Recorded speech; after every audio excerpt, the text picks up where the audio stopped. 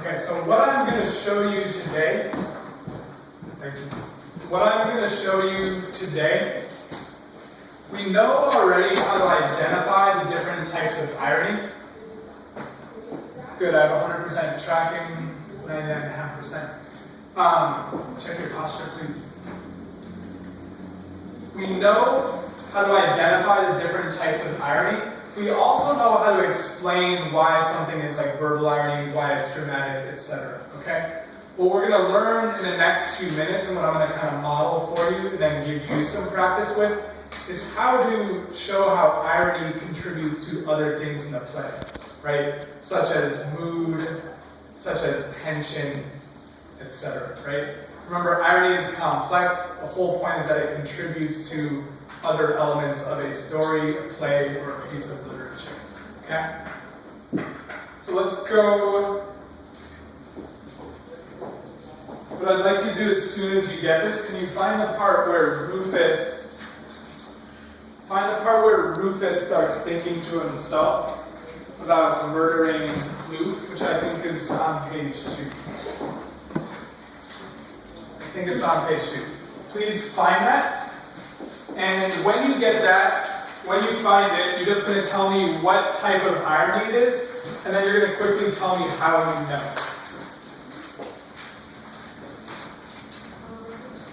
I think it's on page 2 for the Rufus example. Yep, you got it. Chiari's got it. Ariana's getting it.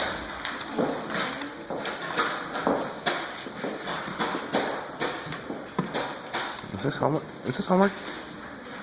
You're all set.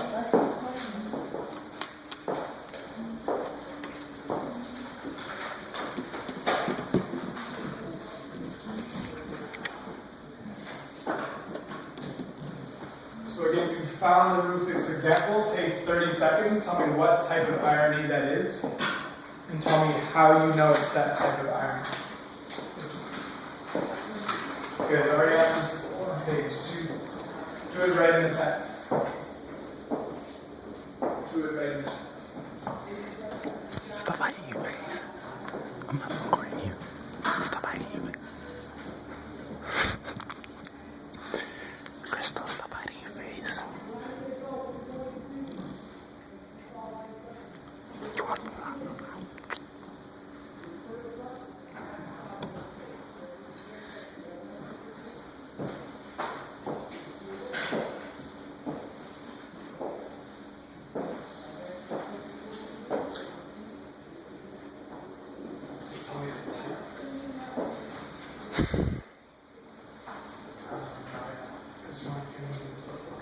I'll give you a hint, it's not that one.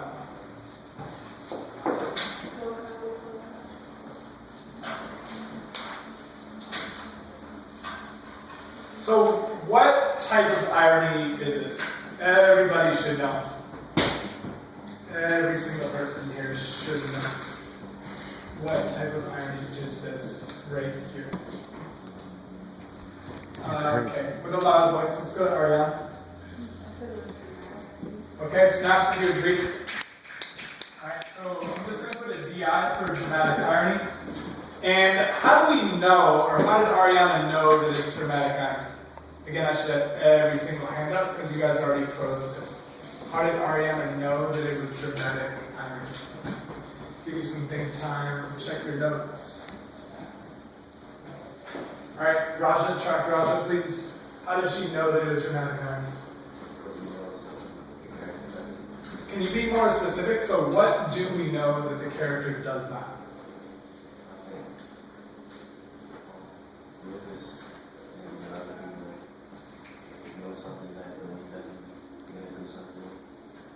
You're confusing me a little bit because now you're talking about what the character does that another character doesn't.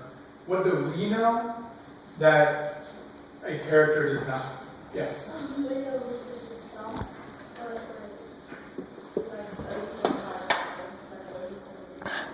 Now be specific. So what thoughts of his do we know? Okay, so we know, I'm just going to write that down. We know, please write this down, we know that he's trying to or thinking about protecting Dwayne. Who doesn't know that? Who doesn't know that? Real? Clue. I would say Clue doesn't know that. So we know that he's thinking about protecting Dwayne. And again, all we need to say is that Clue doesn't know this. So to summarize, we know the type of irony, and now we sort of explained, or we have explained why it's dramatic irony. Okay? What we're going to do now is go a step further. And we're going to answer the question, how does this example of dramatic irony build tension in a play? Okay? So let's go to your back page. Let's go to your back page. I think it's page 6.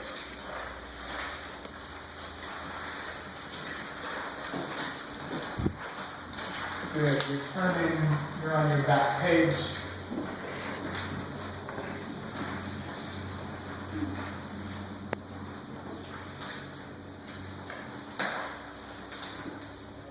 So, to answer this question, you're going to write down a couple of my steps before I actually show you how to do it.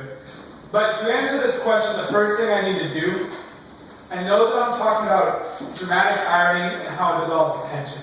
But the first thing I need to do is sort of figure out what tension it develops. Okay, so I'm going to write down the tension. Write down what I write down, please. So the tension is that we know that Rufus will protect Dwayne. Clue doesn't. Okay, so Clue doesn't, and this is tense, or this is tension, because Clue has no idea what's about to happen. So again, the first thing that I just did right there is I sort of explained the tension. I said what the tension was. Okay?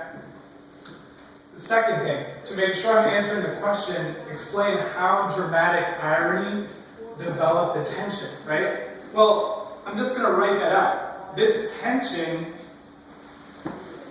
comes from a difference in knowledge. We feel tension because of a difference in knowledge. Good job getting down my notes. Cornelius has got them all, Lily's got them all. This tension comes from a difference in knowledge. Can somebody tell me who has the difference in knowledge? Who has the difference in knowledge? Think about this for a second. Who has the difference in knowledge at this point? Remember, we're talking dramatic irony. All right. Okay, so it is Clue and Rufus, but use your definition of dramatic irony. Who really has the difference in knowledge here? Clue is one of them. Let's go to Jada. Us? Yes. So how would I write this sentence? Help me out here. We know what?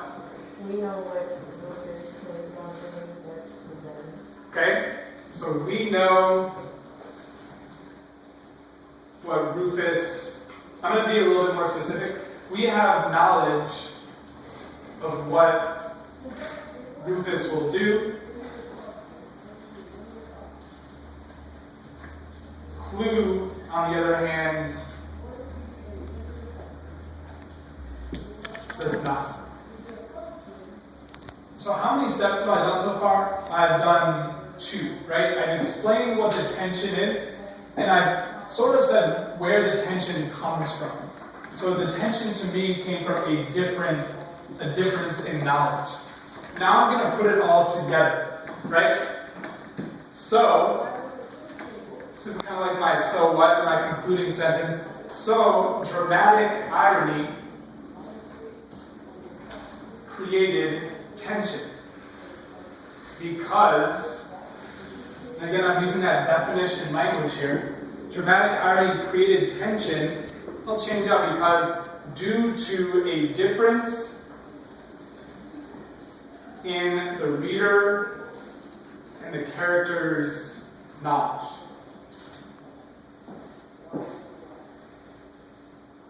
Okay, so to summarize, step 1 was I sort of explained the tension. Step 2, I said where the tension came from. In step 3, I brought it all together, kind of a summary statement on how dramatic irony created this difference in knowledge. Does that make sense? So 3 pretty easy steps. And what we've done now is we've answered a very, very difficult question. Okay? We've now combined dramatic irony with what other difficult topic? What other topic were we discussing? Yeah. Exactly. We explained how it developed tension. Okay? So what you guys are about to do right now, the same 3 exact steps, only this time I don't want you to use the Rufus example. Okay? I want you to use the example at the end where we start to realize what Dwayne is about to do. Okay? Again, dramatic irony at the end. You're going to use that example in your own. You're going to follow the same 3 exact steps. Any questions before you do this? Okay? You're ready. These are the same 3 exact steps. Tell me what the tension is, where it comes from, and then put it all together. Okay? Summarize how the dramatic irony created that tension at the end of the time. Question? Say it to the whole class. Tell you ask good questions.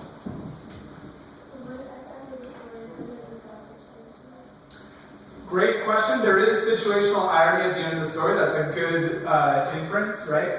But at the same time, there is dramatic irony because we realize ahead of time we have clues of what Dwayne is about to do based on his dialogue and his actions. So find it, look on that last page. Find the dramatic irony first. Alright? We're all set, you're ready to go. Vicky and Kamani are already on track. They're starting to find the dramatic irony. And use those same 3 exact steps that I did.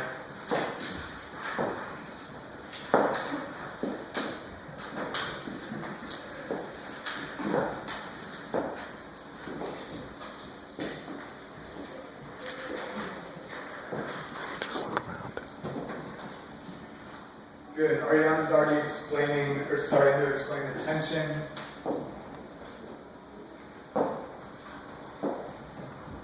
Looks like Felix has got the dramatic irony found.